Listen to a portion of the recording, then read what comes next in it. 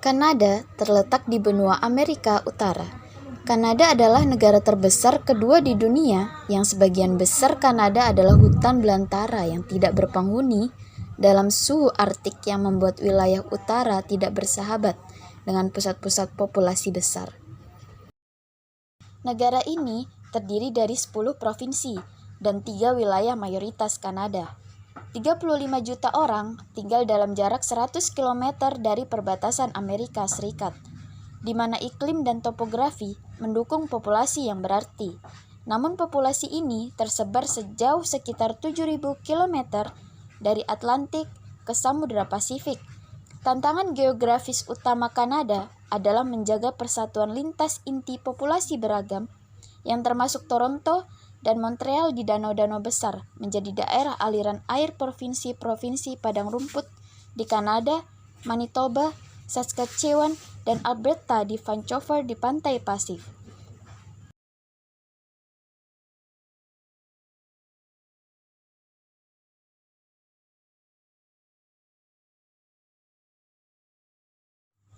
Kereta api Trans-Kanada adalah upaya pertama Ottawa yang diselesaikan pada tahun 1886. Penghubung Montreal, Toronto, Prairie, dan Vancouver yang dikumpulkan dari provinsi kaya sumber daya dan disebar ke provinsi-provinsi dan wilayah miskin sumber daya adalah kebijakan kontemporer yang bertujuan untuk menyatukan dan menyamakan keuangan provinsi dan wilayah. Karena itu, lokasi Kanada berada dalam lingkup pengaruh Amerika Serikat, dan kebebasan negara untuk bertindak dibatasi oleh kepentingan Amerika Serikat.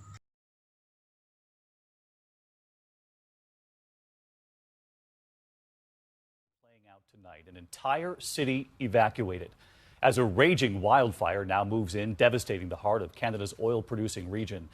Terrified families rushing away on the one road out of town. Kronologi kejadian. Kebakaran itu pertama kali terlihat oleh kru helikopter kehutanan di daerah terpencil 15 km dari Fort McMurray pada 1 Mei 2016, dan mereka melaporkannya. Responden pertama tiba 45 menit kemudian. Penyebab resmi kebakaran belum ditentukan hingga saat ini, tetapi diduga disebabkan oleh manusia. Selama awal kebakaran, massa udara kering yang luar biasa panas berada di atas Alberta Utara, yang membawa temperatur rekor tertinggi ke Fort McMurray. Pada tanggal 3 Mei, suhu naik ke 32,8 derajat Celcius, 91 derajat Fahrenheit, disertai dengan kelembapan relatif serendah 12%. Situasi meningkat pada 4 Mei ketika suhu mencapai 31,9 derajat Celcius, 89 derajat Fahrenheit, dan angin bertiup hingga 72 km per jam. Siklus El Nino yang alami juga menyebabkan musim gugur dan musim dingin yang kering bersama dengan musim semi yang hangat, meninggalkan kantong salju yang remeh yang meleleh dengan cepat. Dikombinasikan dengan suhu tinggi, ini menciptakan badai sempurna. Kondisi untuk api yang meledak dan secara signifikan berkontribusi pada pertumbuhan api yang cepat.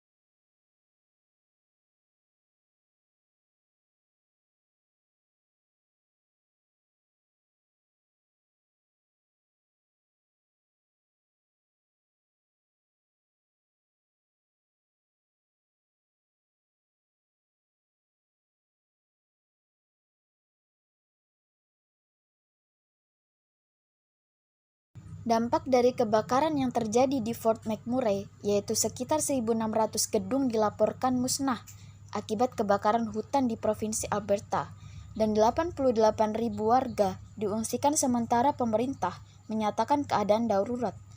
Disebutkan bahwa 80% rumah di salah satu kawasan telah hancur, salah satunya rumah di kawasan Beacon Hill yang hancur. Hanya tinggal puing-puing yang berserakan. Seperempat produksi minyak Kanada juga dihentikan sementara. Kebakaran yang meluas Fort McMurray, Alberta, Kanada, secara tidak langsung menimbulkan kerusakan di lokasi pertambangan minyak. Namun proses evakuasi terhadap lebih dari 100.000 orang di kawasan tersebut memaksa perusahaan-perusahaan tambang minyak menghentikan produksi mereka. Hal lain juga berimbas pada fungsi hutan yang di mana kawasan hutan yang telah terbakar tidak dapat kembali menjadi hutan dalam waktu dekat, dan mengakibatkan berkurangnya kanopi pohon, cadangan biomasa, dan keanekaragaman hayati secara signifikan. We tried to grab our animals. We have a dog and a cat. We got them into our vehicle, and it was just gridlock. There was nowhere to go. What did you see right after you saw your neighbors with their televisions? What did you see of the fire? It was the thickest smoke I've ever seen. It was just black. Like it looked like night. Like the lights outside were triggering on because it was so dark. So we just ran. Basically, at one point we thought we were just going to have to grab the cat, the dog, and run and leave our vehicles because the fire was right behind us.